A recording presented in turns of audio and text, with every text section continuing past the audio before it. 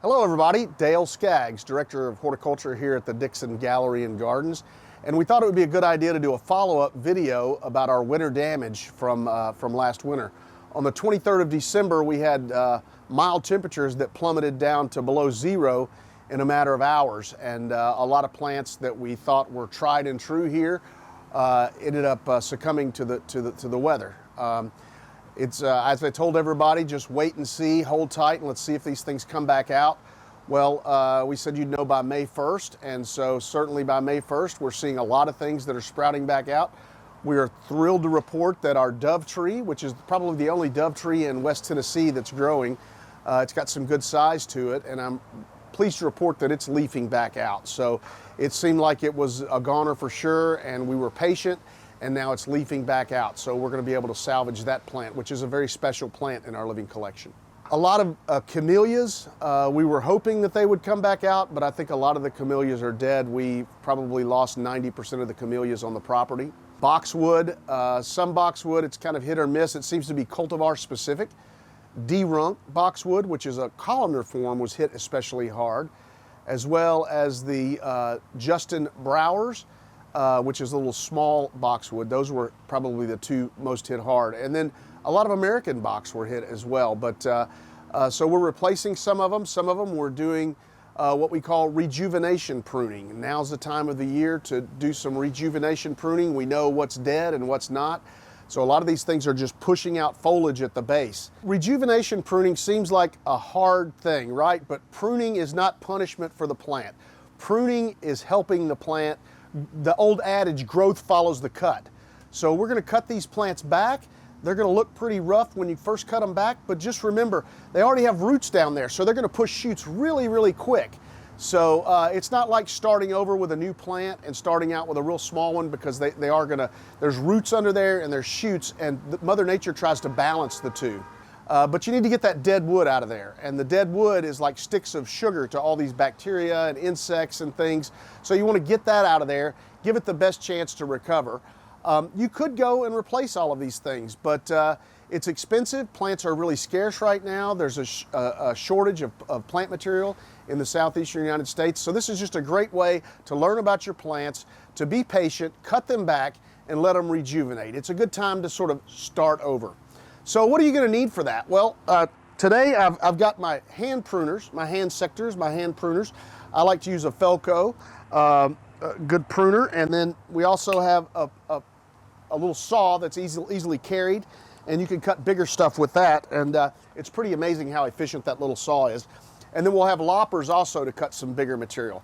So with those three tools, we're going to head out into the garden, and let's first look at the osmanthus that were hit so hard.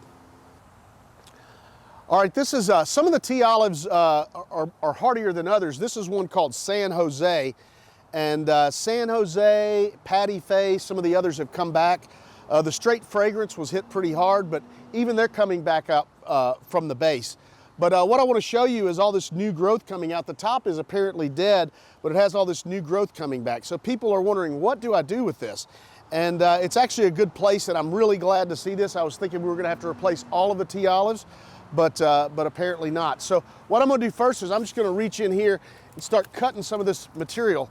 And Mother Nature's showing us where to cut it back to by looking at where it's sprouting. Because this is dead and the vascular tissue's damaged, it's not going to come back here, but everything below it will be just fine. So we're going to come in and cut this back. And like I said, it's going to look coarse when you first cut it back, but in the end, you're going to salvage this plant that otherwise you would have dug up and tried to buy a new one. As you can see, we've cut quite a bit off of this old plant. And hopefully we'll do a follow-up later in the season so you can see where we are. But I'm thinking this whole, let's start with right here. That kind of sticks out. It's okay, yes, it's got green on it, but it's okay. And we're gonna go down into here and cut this back just a little harder. All right. And I like to go in, as these grow, if you come in and take the tips out, it'll actually cause more lateral branching, which is what we want to have it fill in. So we'll go in and just take the little tips out, and that will help rejuvenate things. All right, well, there you have it. There's an osmanthus that was in pretty bad shape. We didn't think it was going to come back, and all this amazing foliage sprouted out, and so we want to salvage that because of plant shortages and other reasons. As I mentioned, it's hard to get big osmanthus. So in lieu of planting a little osmanthus in the place, we're going to be patient, and we'll just have to wait and let this come on out. But we'll do another report showing, another video showing this later in the season, and I think you'll really be surprised. Well, sometimes all you have is growth coming up from the roots, and so when they talk about something being root hardy, that means the top dies back and it comes up from the roots. And a lot of the acubas turned black after December 23rd, and I thought they were all gone, but we're seeing a lot of sprouts coming up from the base on the acubas, so that's kind of exciting. These are some tea olives that the guys have already cut back. You can see they cut them back real hard, and again, it's going to push growth faster than you would think because it already has the roots. So what do you do on something like this? We've got a little drift of acubas here. I actually propagated these acubas when I first came back from Oregon and planted them here. They've been here a while, so, but we're gonna cut them all back, and that's our new plant.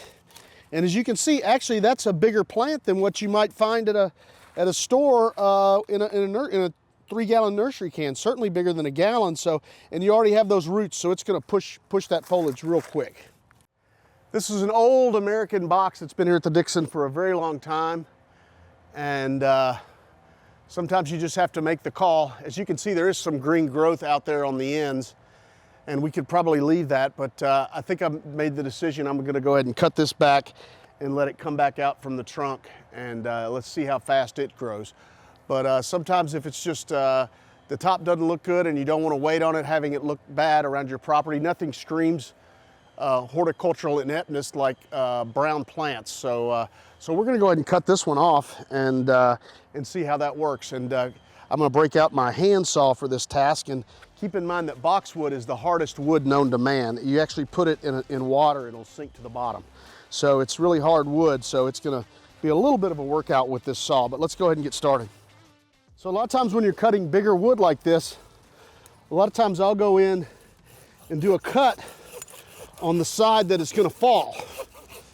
It doesn't have to be but a very shallow cut.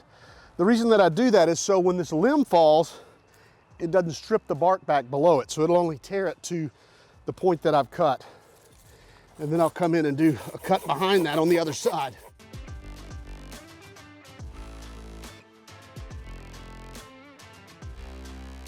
Then we'll take the hand pruners and go in and clean up some of this smaller material. You know, a lot of it's just a call and what you're able to put up with. Some people may want to cut this even down lower to not look at these stobs, but I think that the foliage is going to cover it up pretty quick. But just go back in here and clean up any dead wood that you have around that. And this thing should start throwing up growth. And by the end of the summer, it should look vastly different than what it does now. All right, so the weather event of December 23rd definitely was a huge setback for a lot of gardeners, but we like to see it as opportunity. It's an opportunity for regrowth, to rejuvenate your plants, to cut them back. Sure, we've lost some cryptomeria, we've lost some camellias and some boxwood, but things that are showing and wanting to push new growth, we're gonna give a chance. And so we're doing a lot of rejuvenation pruning. And the points to keep in mind is that there's roots already there, so it's gonna push growth very quickly. You'll need a good pair of hand pruners, a pair of loppers, and a good little folding handsaw is good for the tasks. And it doesn't take very long at all. And I think you'll see by the end of the season, these plants will look vastly different and they will have recovered. And it saved you time and money. Plants are scarce right now, and so it's just an opportunity to start over without having to buy new plants. So rejuvenation pruning, it's an approved horticultural practice, and we're practicing here at the Dixon. So hope you'll come out and see all we have at the gardens. Many of you come out for the spring tulip displays, but we have a beautiful garden year round. So come see us at the Dixon.